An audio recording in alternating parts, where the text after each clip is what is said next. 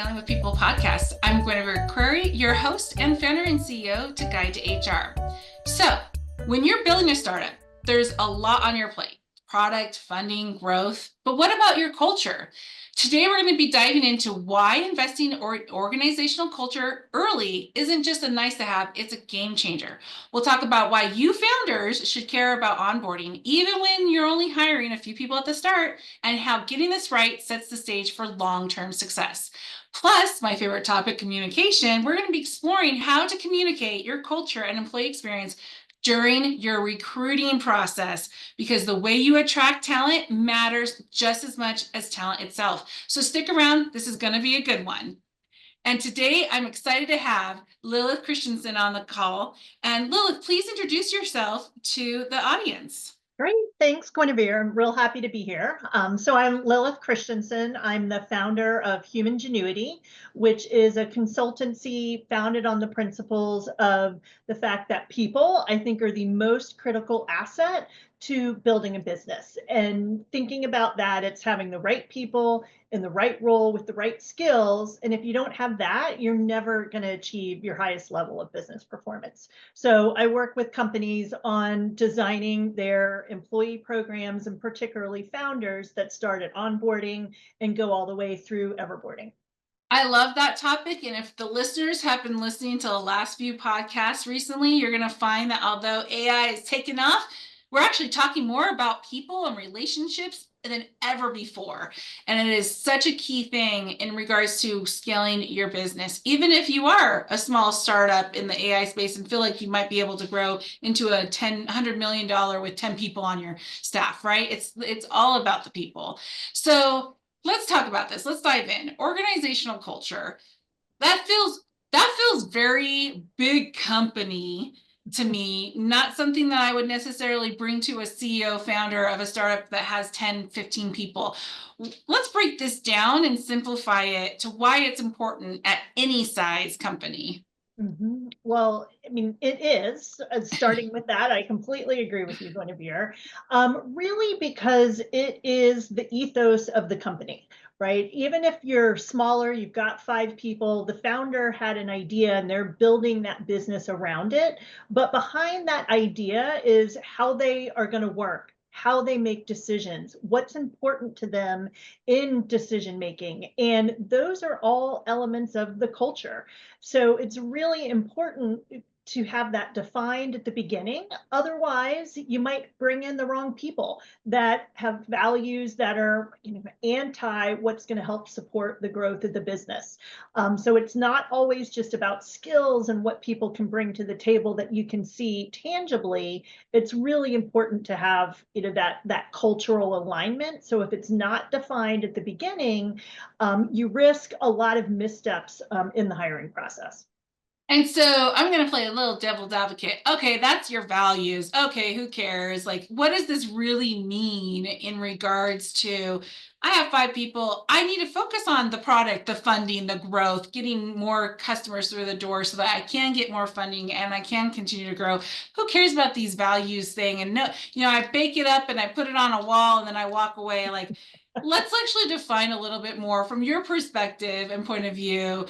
When you're dealing with a founder with that attitude or mindset, what's your first approach or thought?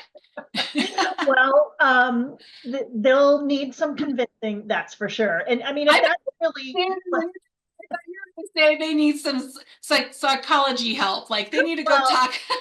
That's exactly right. I mean, if they believe that it's just something you slap on the wall, they're going to really, never achieve that outcome that they're driving towards. So values, I think, is like the easy definition of it, but it also goes to, I think I mentioned this a moment ago, like the decision making, right?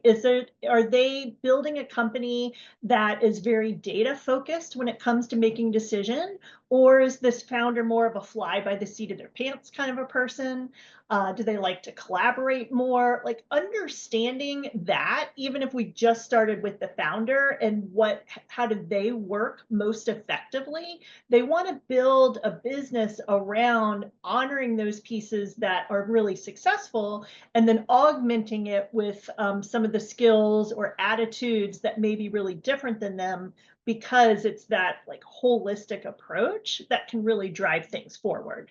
And I mean, the founders have to live the culture. So, in that kind of situation, if that founder doesn't really believe in it, I think it would be talking them through and understanding what's gone wrong so far and really using those like examples that they've lived through in order to show them why they need to spend a little bit more time on the culture. Well, even in just like that one moment of talking about how I'm gonna make a decision as a founder for the Mhm. business. Well, the first thing is you need to get that out of your head in order to actually be scalable. You Oh, you totally. can't replicate that and be $100 million company and you're still the one making all the decisions. Like people need to know what's important, what to value, how you're doing it, and be able to be in line with that. So when you finally relinquish that task or decision or whatever it might be, that they're marching in the same path and the same tune as you as the founder. Yeah, absolutely. They have to learn quickly where they can relinquish control, but they have to be able to provide the instructions around what they're looking for, what they expect, and that's what enables them to create a real good, work synergy. So I'd love to get into a real world example with you. Where have you seen getting organizational culture done right early on being successful, and where not having it has really impacted the business and the capability of growing? Mhm. Um, Let me start with the latter, where it hasn't Okay. gone so well. And what was interesting about this organization is it was very multicultural and global. And the founder was based in the United States, had brought over a head of marketing that was from France. And in case you don't know, there's really different Really true. country cultural values Yes. between our two lands. And because there wasn't something codified around how the company wanted to engage, particularly around giving and receiving feedback, the person that came from France was hearing, oh, positive feedback all along in their ears, but in reality, they were being given feedback around improvement opportunities, but it was so nicely sandwiched between those compliments that it never sounded like a criticism or an improvement opportunity to the individual from France. So that showed what they needed was really direct feedback. And that was not the culture of the organization, but had it Um, been explicit to them, hey, we act a little differently here. We really want to emphasize the family component and we support people first, and teaching her how they deliver feedback would have gone a long way to not waste 6 months of the founder kind of beating their head against the wall, wondering why the marketing lead was not coming along and developing in the way that they wanted to. And it was all really about communication styles that should have been codified as part of the culture. well, and then you probably add some complexity. I presume that she's also English as a second language. And Yeah, that adds even more 100%. because, we say opportunity here, and that's our way of basically like, basically telling you suck and here's where you need to improve. But our nice way of saying it is here's your opportunity to grow. Mhm. Yeah, Right? Yeah. 100%. Yeah. Wow, that is a good lesson learned. And so where have you seen it be successful? Like how has it actually been help a company amplify their success? Mhm. So when I've seen it be successful, it really has started at the top with the founder, and that they are really clear on what those values are, and they live them and breathe them in kind of every action that they do. So this one organization that I've been working with, the work-life balance and the importance of recognizing people have lives outside of when they're in their startup world was really important to this founder, and was actually core to some of the business that they were developing. So in thinking about that, the founder really had to be intentional around, even though their brain is always thinking, of new ideas, whether they're in the office or not, that they couldn't be sending emails at 11 o'clock at night, because that would have gone very much against what they were setting out there in terms of having that balance and having some away time. So they took steps themselves to make sure that kind of any emails, even though they were thinking they could jot them down, but everything had a delayed delivery to it. I In order love that feature. oh my gosh, it's so great, isn't it? In order to illustrate to their employees that they didn't have to answer this right away. They weren't expected to be on their phones at 11 o'clock at night providing a response back there. Um, Yeah. and so, I mean, that's just one small example, of course, but it really allowed then the organization to grow in a way that was consistent with his values, and help them really kind of live part of the product that they were ultimately developing for market. That's awesome. And little side note here, if you are a Slack user, it also has that delayed send your message functionality too. So I presume there are a lot of other tools out there that do, but that's one I'm familiar with. Yeah, and Yeah. Slack can be a hard one too, because everybody's Mm. got it on their phone. It can pop up all the Yes. time. So that's Well, really that's nice. what the snooze functionality is for, like you just like don't give me anything until I'm back from XYZ, your vacation, or even when I'm traveling for work, I put the little plane on, and I snooze it, because some now on the plane you can get your internet too. Yeah, So sometimes that's that if you're not on the plane for work, you should do that. But yeah, and also thinking about how do you create that when you're in different time zones. Like it might be work time for you, but it might be mhm. dinner time for your team, right? Your Yeah, your that's employees. right. So how do you do it where, like, okay, even if it's work time for me, I'm still gonna delay it, and maybe I'll send it at 6 a.m. my time, which would be maybe 8 or 9 a.m. their time. That's a good work time. And that's yeah, I'm full on. You got to live your values. You got to live it. As a leader, you're being watched hardcore, and whatever you do, whether it's spoken or unspoken, that is the expectation of what others should do. Yep, that's Yeah. exactly right. I mean, Yeah. everything is being watched that the founder is doing with a very critical eye. And Yeah. I think in addition to those actions, I think the words then are the other component to it, right? How that founder communicates, and the importance of communicating kind of the why behind a lot of things as well. If that's, the actions are important to see the visual and be able to model that, but the founder really needs to also get into the proper communication around it, and provide understanding around the context in order to help people as well.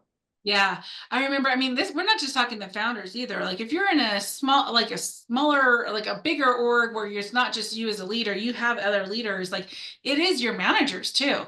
And your leaders and managers are impacted. I remember my first job out of college where there was this unspoken rule: you do not leave until the SVP leaves.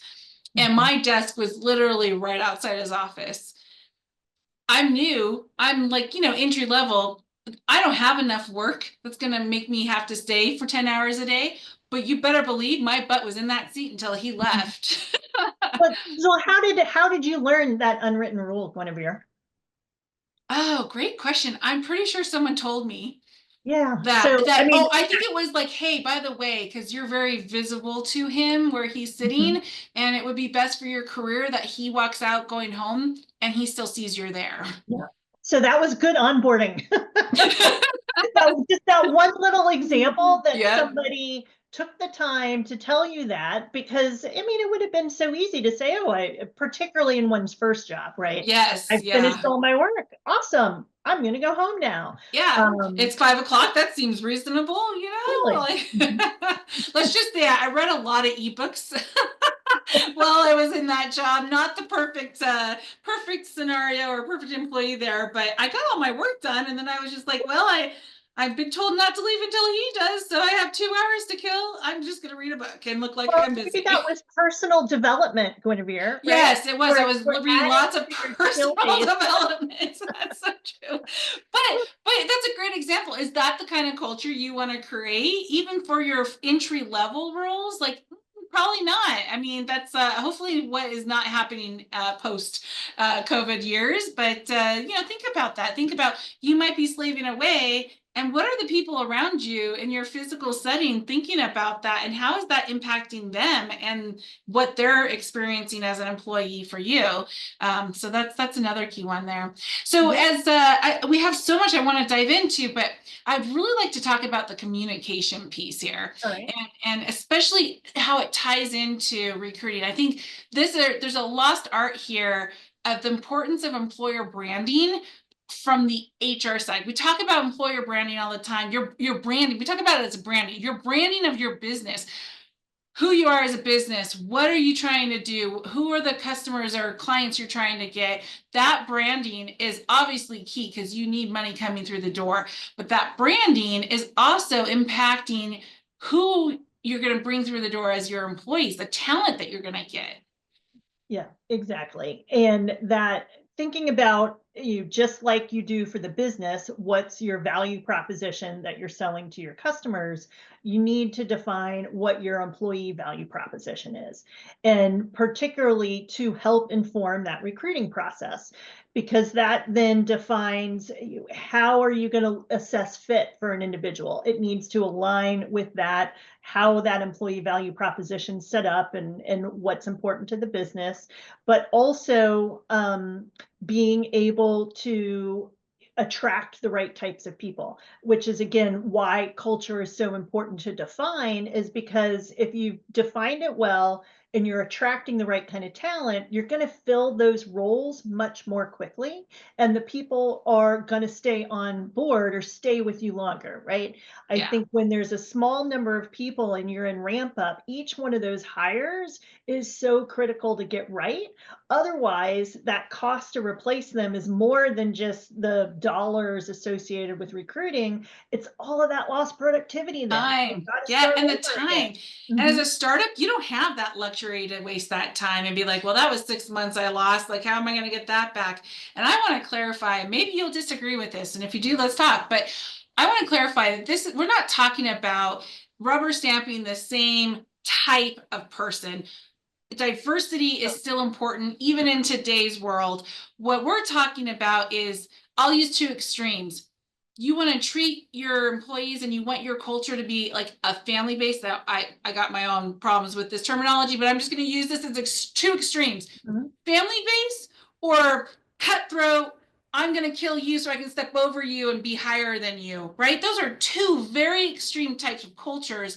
And that's where you want to be able to understand, where does these candidates fit in your culture? Because if they're going to come in and be ruthless, but you have a group of family related, we're helping each Mhm. other, we're lifting each other up, I'm helping you climb up the mountain, you're helping me climb up the mountain, then the cutthroat person is not going to be healthy, and you're going to create a really hostile environment for everybody in it. And you're going to probably have some lawsuits and loss of time and money. Like, oh, I could just see all the red flags right there, right?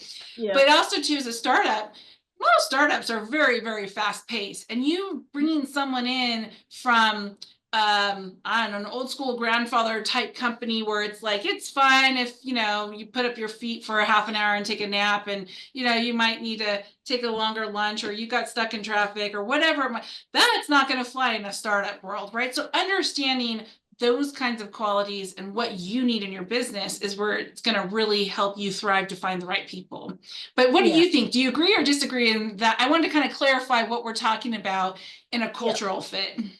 So I agree with you wholeheartedly around the importance of, you don't want to be hiring clones of each other. because you need to have diversity of thinking, diversity of experience that comes into your organization.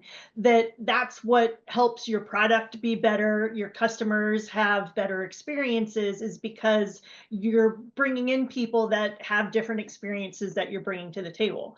Right. That said, though, like those cultural elements, like, are we cutthroat and super direct and that's how we live our business, or are we more, like you said, congenial, familial? We want to talk about things a lot, we want to collaborate a lot, and it takes a little longer. So I won't go your extreme of the old man with his feet sitting up, but even, those nuances, and I've experienced this myself, where it was a merger and there was a West Coast culture and an East Coast culture. Oh So the gosh. East Coast was much more around, like, used to being professional all the time and wearing Mhm. suits and being much more methodical in the decision making Very and formal, structured. very formal. Whereas the West Coast folks that came in were like, oh, no, we're going to make a decision now. And then if that fails, that's okay. We'll do the next thing tomorrow. And it was so the pace was able to balance, but those were really different styles, particularly Yeah. like how they interpreted a failure or something not going right. The West Coast culture was already used to saying that, oh, well, we just learned from that. Now we'll just do something different. Whereas the folks on the East Coast were like, okay, we got to understand why. Let's get behind it, and then make sure we don't make the same mistake. But I digressed with that Yeah. story. Yeah. No, that's such a great example. And so I think we both digressed because we wanted to clarify I really wanted to Right, clarify we were what we talking meant. about communication. And so let's talk about communication. So now you're the, formal attire or the, surfer dude or whatever, right? Now you know that. How does that go into communication? What does the structure look like? What are some ideas and thoughts that our listeners could take away with? Or In let me rephrase particular, that. What our listeners can go away from this podcast and take action on? and do you want me to specifically focus on, or at least start with, the recruiting part of the process? Because I Yeah, think let's do that. I think that's where we began. So, what I think is really important around communication during the recruiting process, is first that it helps you attract the right type of people that are going to be a good fit for the organization and bring something new to the team that helps fill it out. That's kind of the beginning points, but then the nuance behind that, where what is communicated, is really important. Is I think the easiest way I describe it as is being sure you're communicating the way it is today versus the aspirational. Because I think at the recruiting point in time, it is so easy to want to talk about how it's going to be, or when we achieve X, this is how this will work. And it's a selling process, right? Recruiting is a Yes. sales interaction between the company and the candidate.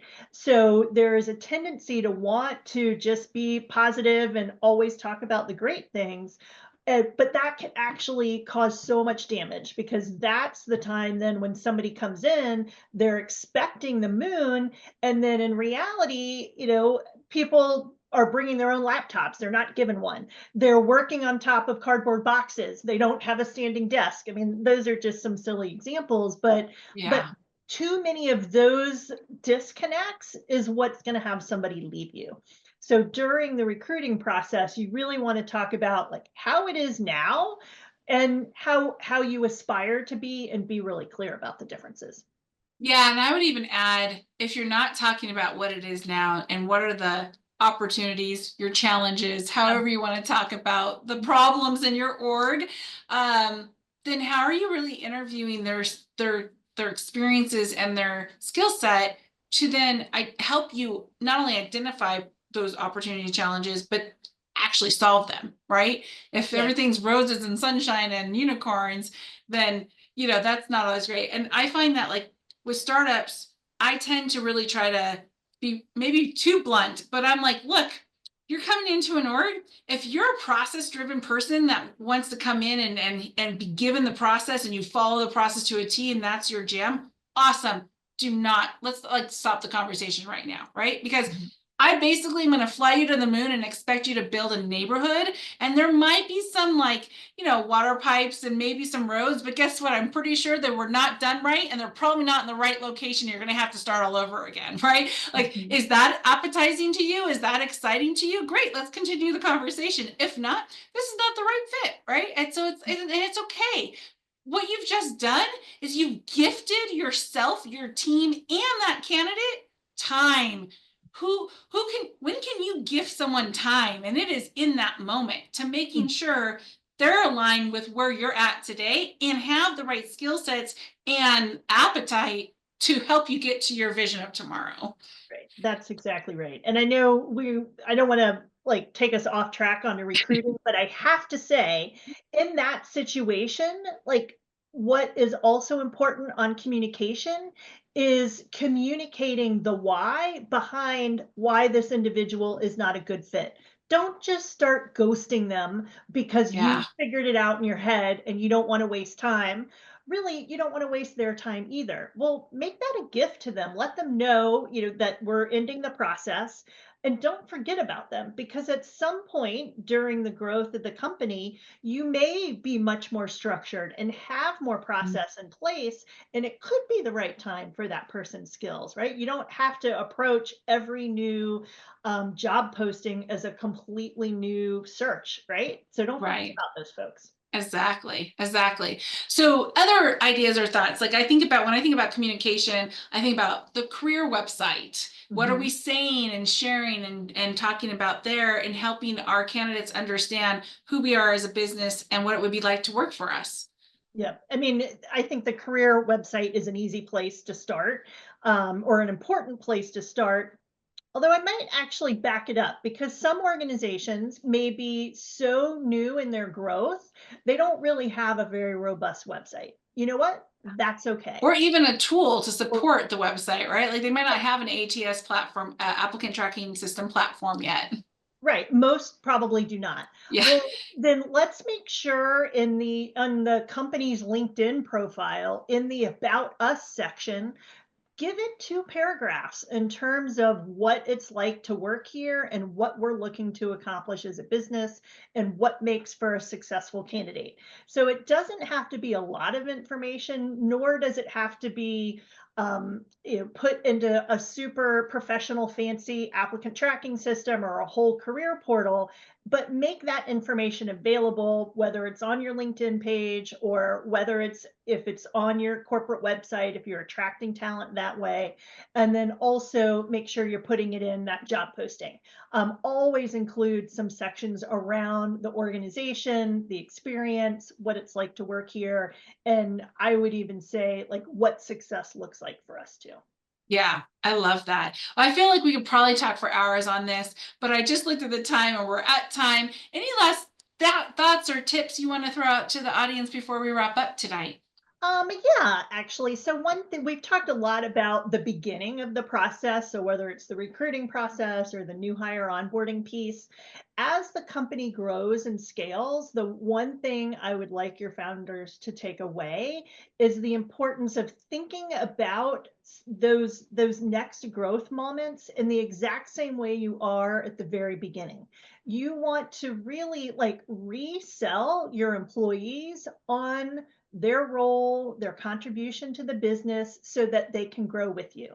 If you are stagnant on engaging them, you're only spending time at the front end when you bring them right on board and not thinking about, well, now that they're getting promoted or now that I'm transferring them to another line of business, what's new for them? How do expectations change? Who do they need to know in the company that they didn't have to interact with before? You really want to pay attention not only at the very beginning of the process or the career development, but each one of those inflection points too. So that's what I'd like folks to take away.